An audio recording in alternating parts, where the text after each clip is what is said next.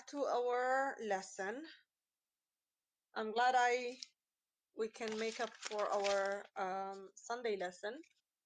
We will have another lesson on Sunday though.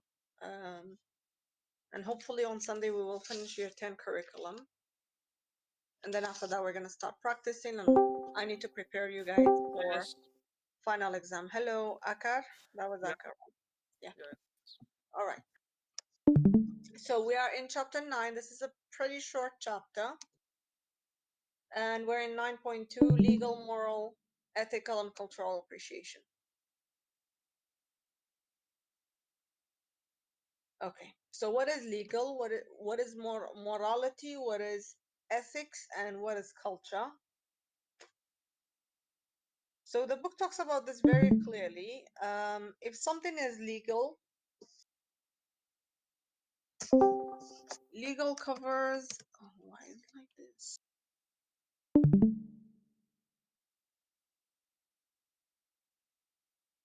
Let me.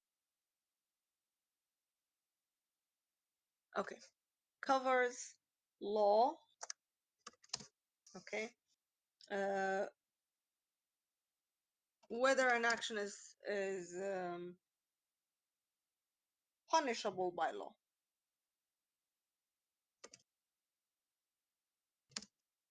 And we'll see the relationship between these four.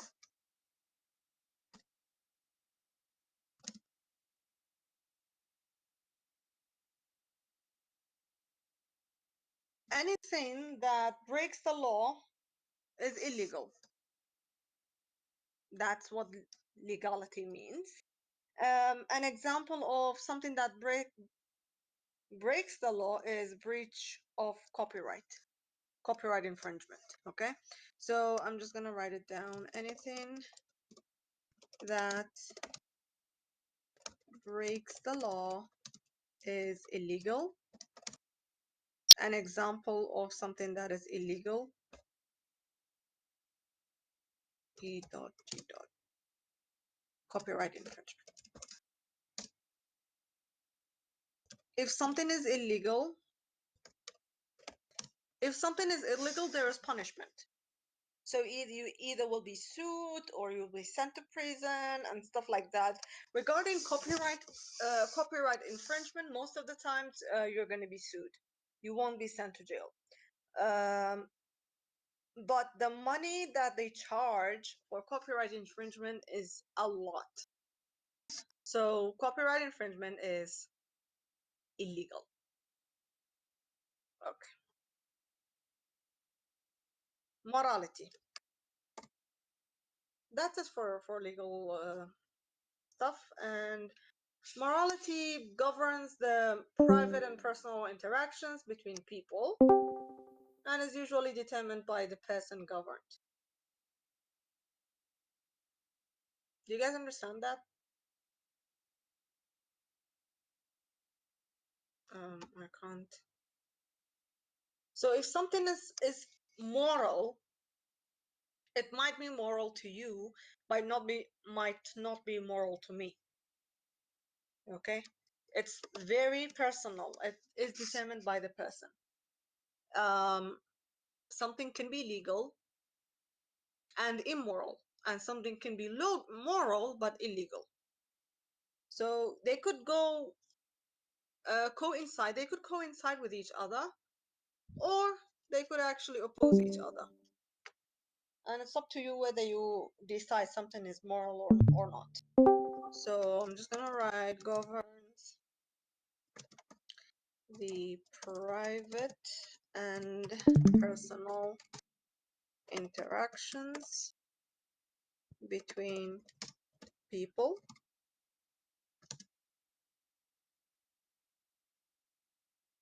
It is determined by the person governed.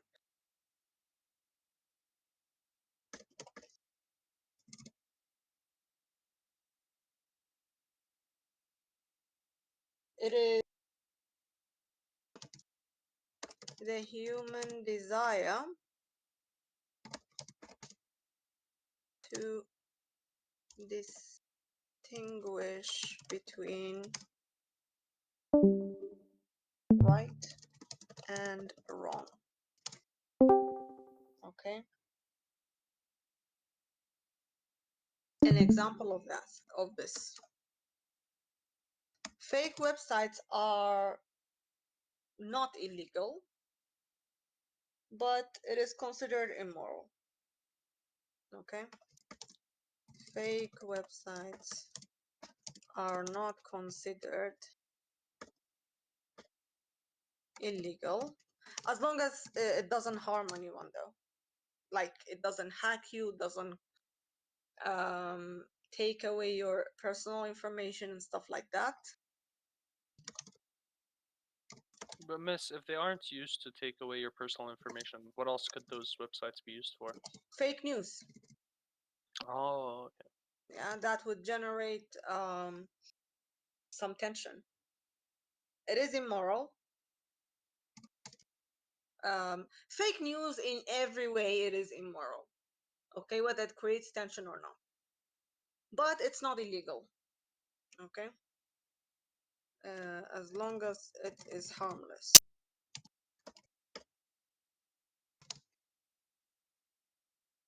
Could be in commas. Okay, is not are not considered illegal as long as they are harmless, but they are immoral. Well, it is totally your choice whether to consider those fake news immoral or not. Lots of people are making money and they find it totally fine. They say it's up to the person who reads it to know that this is fake or not fake, to believe it or not. So it is your desire. It is your perspective. Okay. Ethics governs professional interactions. For example, codes of behavior.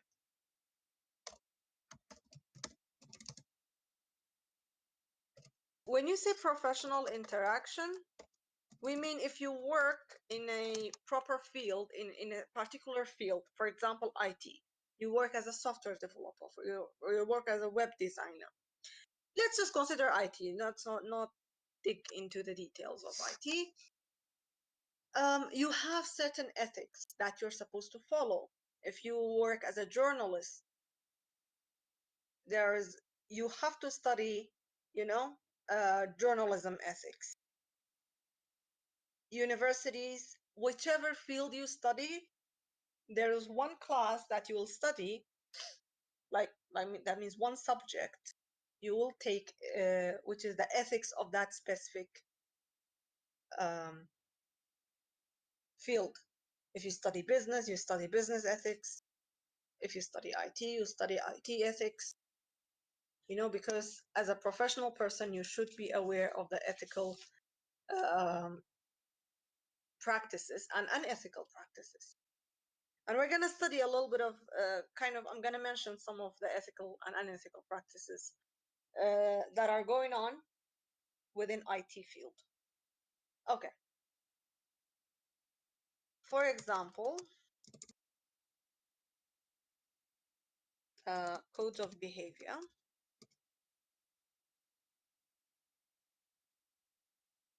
Practice behavior, not behaviors. Practiced by a group of people.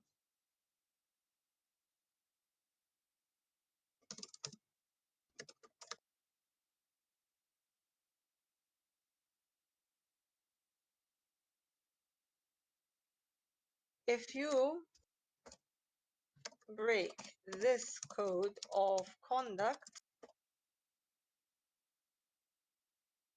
you are being unethical.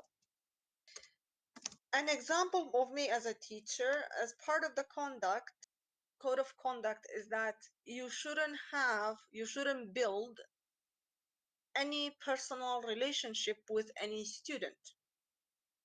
For example, I cannot go ahead and take one of the students, even though if we are very close friends, I cannot take a student and go out with the student. It will be unethical. Okay? Even though it is not immoral, it will be unethical. And that doesn't mean it's illegal. I'm not killing the student. I don't harm the student. But it's unethical and I will be punished for not being ethical.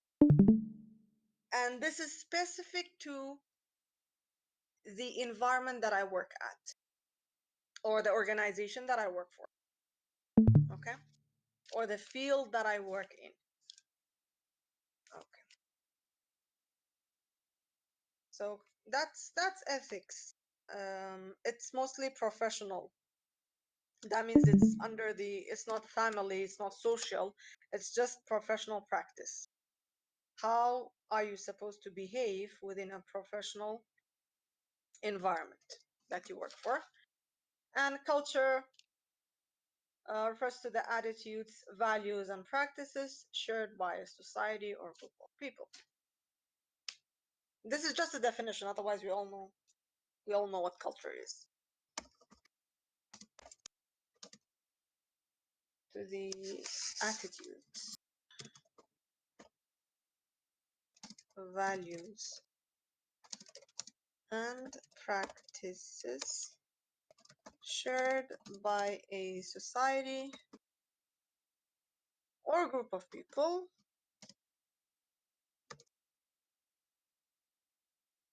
Okay.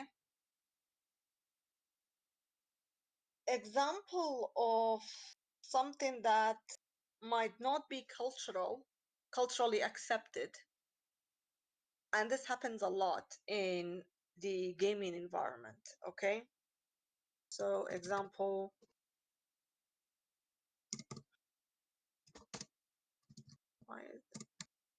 a dot.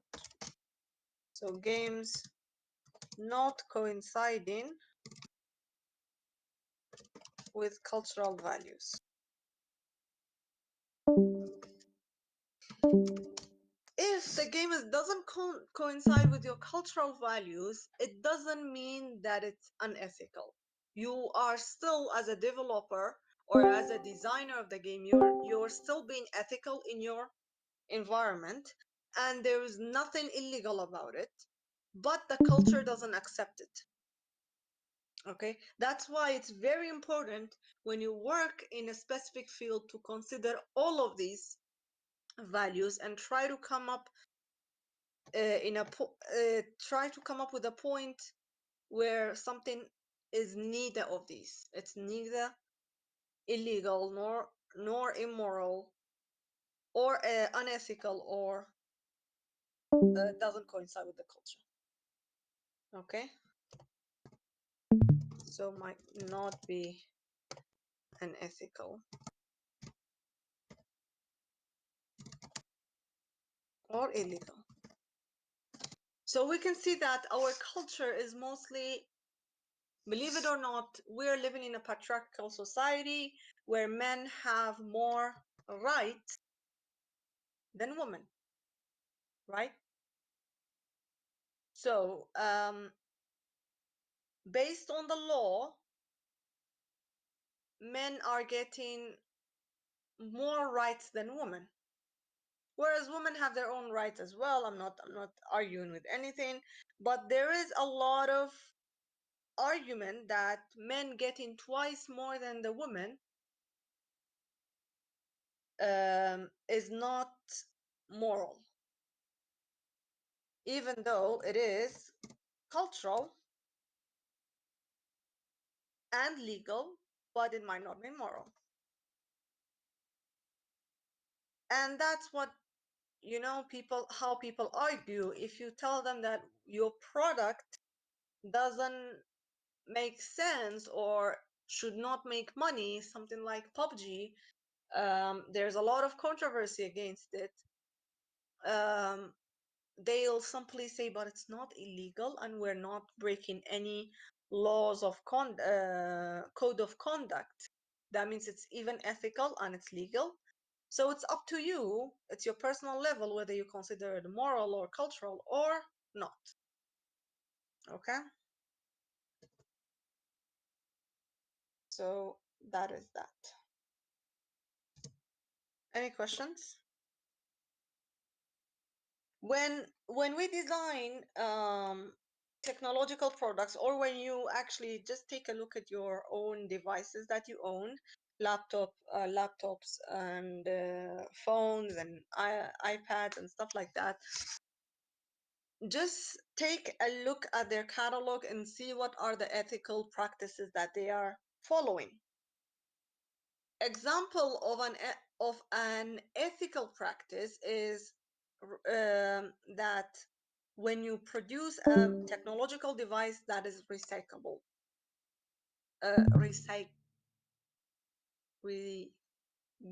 you're able to recycle it, so you don't need to throw it away. That is a good ethical practice. But sometimes it is, you cannot recycle it, and it contains a lot of chemicals and you have to throw it away. That is very unethical. For you as the owner or the manufacturer of the product, also if someone throws it away, that is also an unethical practice. You can see these things on fridges and washing machines and any kind of home appliances. So you can see that this machine, this machine is very environmentally friendly. Okay, it is a 3-star, 3 plus signs. Okay, that's why we're saying, okay, this company has considered the environment. Okay, so when you develop, when you manufacture products, you have to take a sustainable approach, seeking to minimize the effects on environment, consider the environment when developing a product, and use renewable materials with a sustainable approach to limit the damage and pollution. Use renewable energy with natural renewable sources such as solar and wind when you actually create a product. So if this company follows the ethical practices, that company should have and actually has a lot more audience than another company that doesn't follow ethical practices.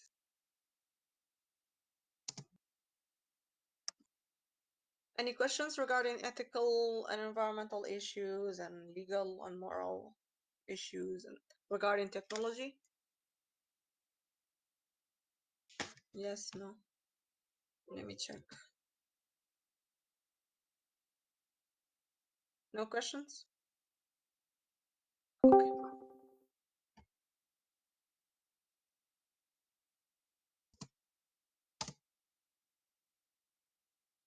Okay. Should the internet be policed? Shall we monitor the internet and control the internet? Now, many people say we should. The internet should be controlled and monitored constantly. Others say no.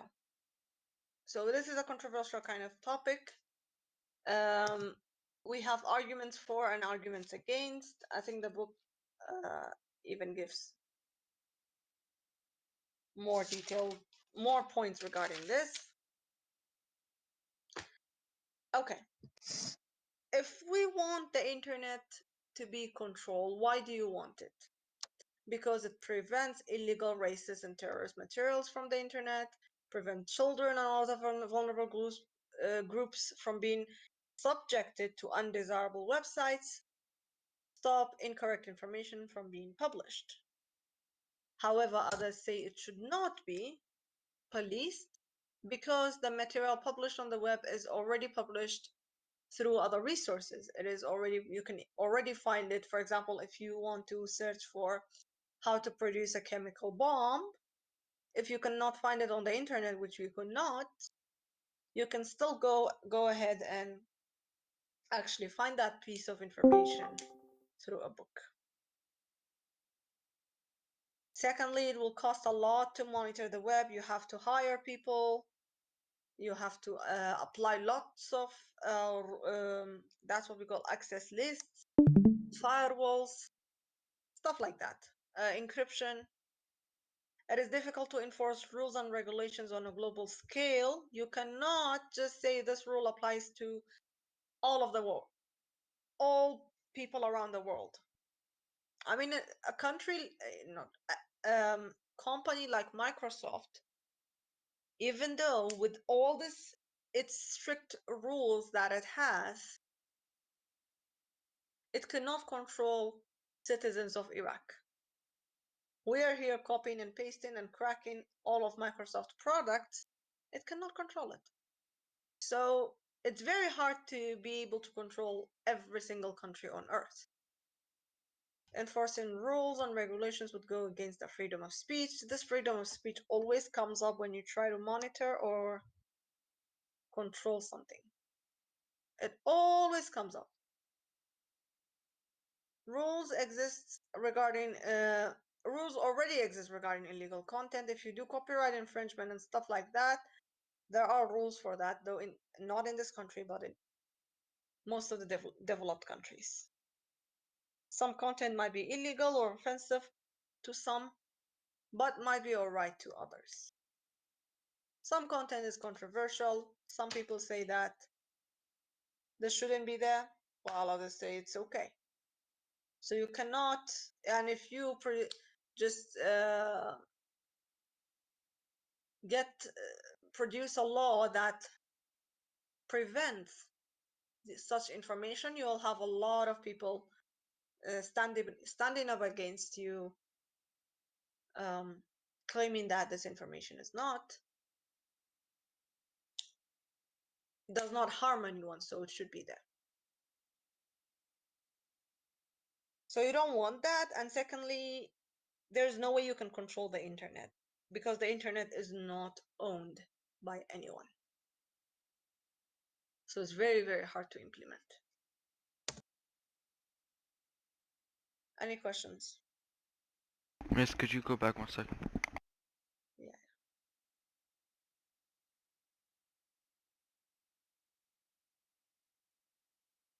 Okay. So the objectives of this chapter, chapter 9, audiences, are create ICT solutions that are responsive and respectful to the needs of the audience. This is what we studied in the first session of this chapter. You need to consider your audience, whether you make PowerPoints or create video games or develop any IT related solution. You have to consider your audience, whether it's directed towards old people or children or teenagers or adults and stuff like that. Discuss the legal, moral, and cultural implications of creating ICT solution. This is exactly what we talked about now. Something can be legal but not be ethical or moral. Target ICT solution to respect the legal, moral, and ethical cultural needs of an audience. You need to consider your moral and ethical aspects of your audience. If you're trying to create a video game for Muslim people, make sure that there are no Christianity signs in your video game and stuff like that. Explain the need for copyright legislation and principles of copyright. Describe the methods to prevent software copyright being broken.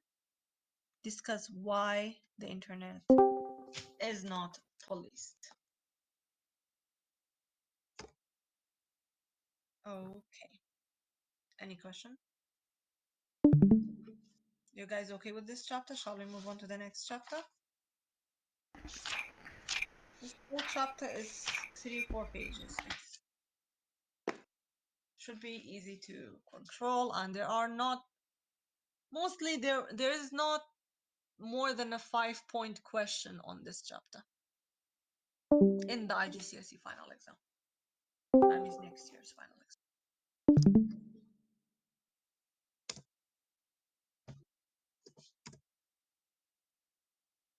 Okay.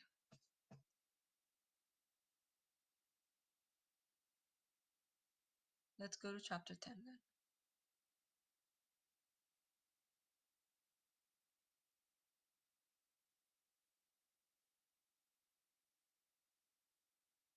Communication. Chapter 10 is about communication. I mean, not necessarily how to communicate, like using the physical technology, but what language are you supposed to be using on the internet? Oh, there's no transition. That's just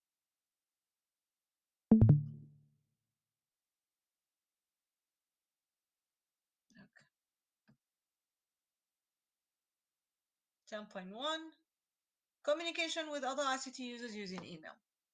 So right now, we're considering email. What are the constraints of using email?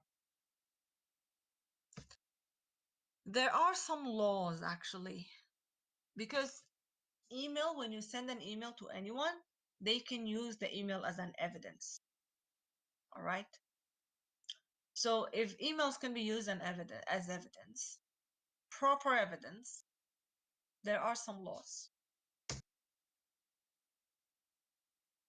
The book talks about some email laws. You don't have to know all of them. You don't have to, just knowing one or two would be enough. Two would be enough. Okay. For example, if you are subscribing to a website, okay, there should be proper instructions on how to unsubscribe. Websites can not only send in emails to you without you subscribing to the website. That is illegal. Okay. So things like this. Acceptable language. What is this?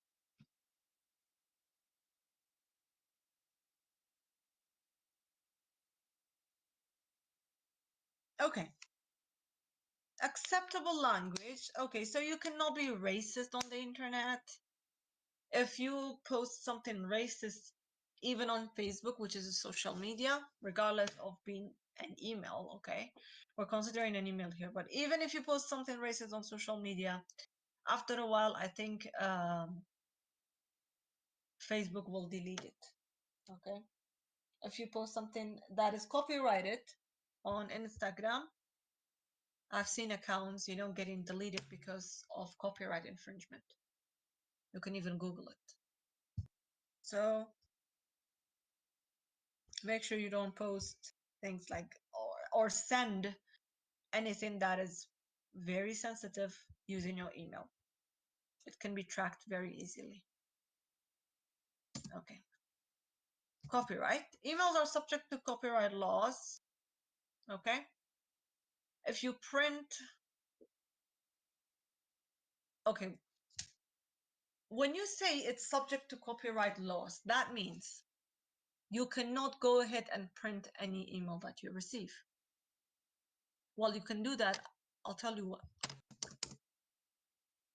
The copyright laws do not apply to emails unless it has been stated clearly that the email is confidential. If they tell you that this email is confidential, there's no way you shouldn't risk printing the email, copying the email, or forwarding the email to anyone. You shouldn't do that. Okay, that's why it's said determined by the content, and this applies to attachments. Miss, can you go back 1 second to acceptable language? There's nothing in acceptable language. Oh, I just okay then. explained it. Yeah. Alright, thank you. No. It is in the book. You can read the book. 2-3 lines. I didn't want to rewrite that in the slide. Security and password protection. This you already know about security measures, how to secure your email. Make sure you have strong password. Make sure you have spam filters, antivirus, stuff like that. And yeah, and you have double authentication sometimes connected to your phone. So those security measures, we've already studied it in the chapter 8. But there's something in the book that is mentioned in the book, that, and they are active and passive attacks. Emails are subject to active and passive attacks. That's why you should be aware of when you use emails, because it is risky and you might be subject to passive attack and active attack. Passive attack is when someone tries to kind of forward your email address for your email that you have sent. That is a passive attack. Gossiping, sending your email to other people, letting them know what you've written, okay? That is a passive attack. That is a constraint. You should be aware that maybe the person that you send the email to will be forwarding or printing or something like that, okay? Attempts to learn to make use of information system, of the information from the system, but does not affect the system resources. Passive attacks are in the nature of eavesdropping or monitoring transmission. The goal of the opponent is to obtain information being transmitted. Ultimately, they just want to know what you've said. So they will eavesdrop or forward. Release of release of your email material to other users without your consent. An active attack is when somebody tries to change the resources of the system, or when they try to affect the operations of your system. That means an active attack happens when they try to stop your system. Example, DDoS. They keep sending you emails so that it creates a lot of traffic and your email server will be down. Okay? Remember that we're talking about email system.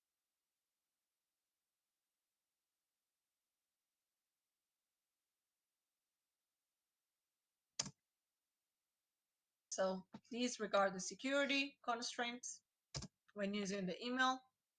Then we have netiquette. Netiquette is internet etiquette. Refers to the need to respect other users' views. It is very important to consider what you write because the reader cannot see your facial expression or body language. That's why we have, not in emails, but in social media, we have emojis in order to express our reactions and feelings. But in email, there's not even emojis, so you have to be very careful regarding the other people's views and opinions and how you express your opinion. And then spam. Spam refers to irrelevant or unsolicited messages sent over the internet, typically to a large number of users for the purpose of advertising, phishing, spreading malware, etc. That's why you get spam. Most of the times nowadays is for advertisement. Very annoying. Something that emails that you have not asked to receive. Some people argue that spam is a cheap way to advertise, which I personally agree. Others claim that it is not good. Why? Why, guys? Yalla, let's try and answer this question. Why is it not good? Repeat that, please. Miss? Okay, some people say that Spam is good because it's a cheap way to advertise. Okay. Others claim that it is not good. Why? Rawan mentioned the point that what did you mention? Could lead to denial of service attack. Yes. Denial of service attack. DOS attack. A lot of the people could just not respond to you because they might think it's a scam.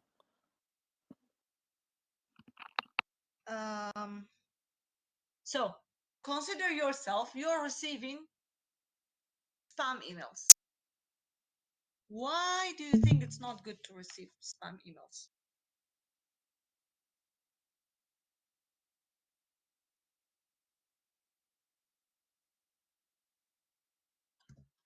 Could include phishing attack, right? Uses up your memory, your email storage, slows down the server. Yeah, Some might contain links that can lead you to dangerous websites. exactly. Before that, let me write. Could because it slows down the server.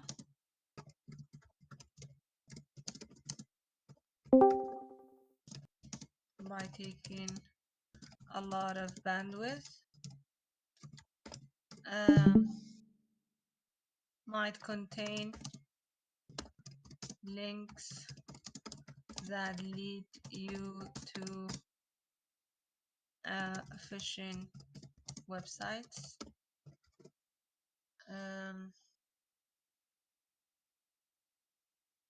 Could lead to identity theft by credit card info. Phishing is when they take credit card info. That's what phishing is. Okay. It annoys people. Simple as that.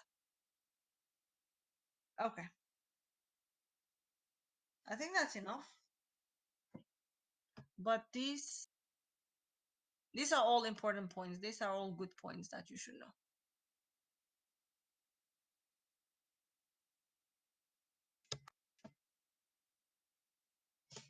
Let me just.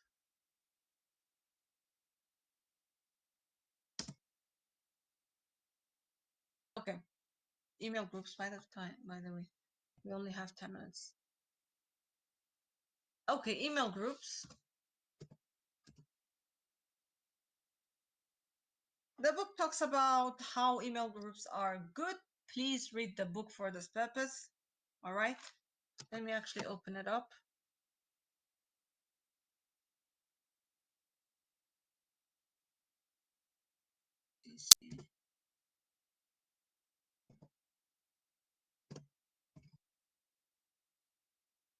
Okay. They say that it is easier to send to multiple emails at once.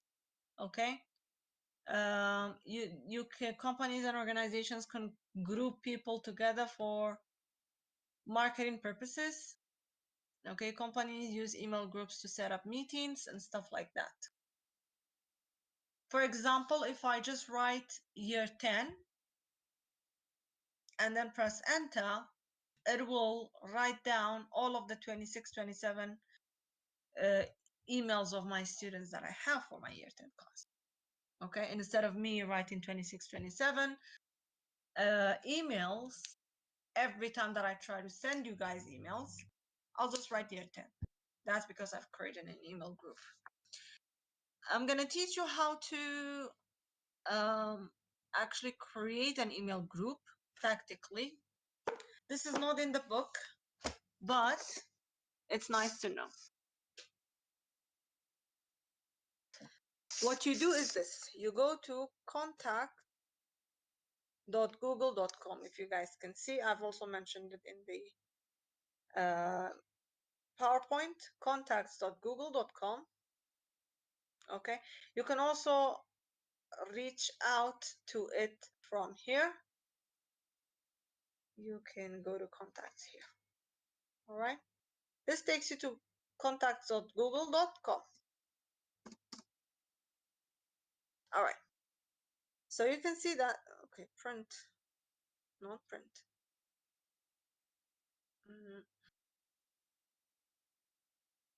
Okay. So you can see that I have several, actually I have a lot of emails here and I can group them. So for example, this Basan, and then I have, I'm supposed to have Mohenda or Lukwesa Mohenda.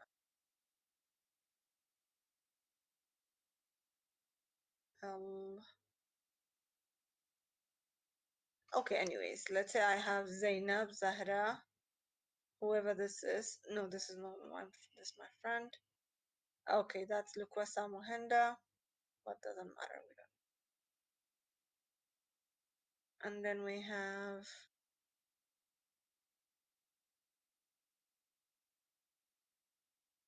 what else do we have? Where's Daro?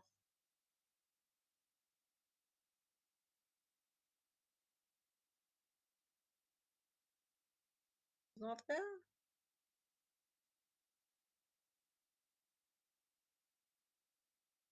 Okay, Mr. Shivan. So in order to group them, I will select them first and then go to create, manage label, create label, and I'll put them into year 10. Save. And I am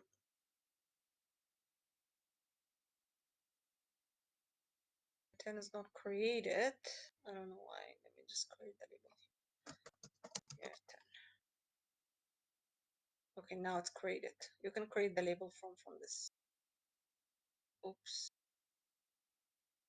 Let me select a couple here and then go to year 10 and then apply.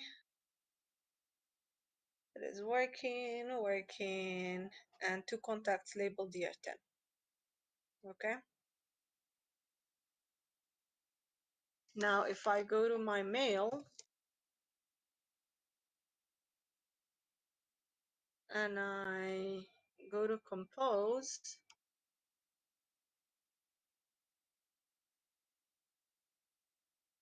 just simply write year 10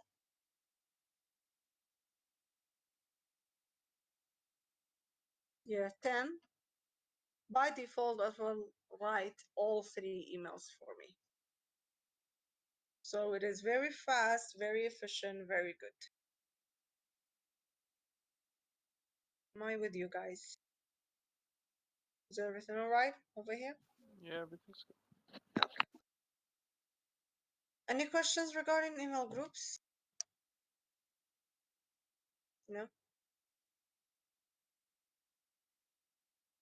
Okay, I'll stop at 10.2 because I'm going to start 10.2 next lesson, which is I'm a robot now. All right, let me take registration before I start the next session. Adan Akabazi. Wait, miss, is it a double lesson? Yes, of course. Akabazi. And then I have Daro Dilandia. Aaron. Daro Dilandia. Aaron.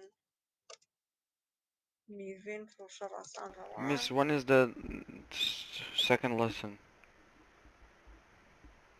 In 10 minutes. Okay. Sama, Zahra, Jean, Rosie, Sama, Zahra,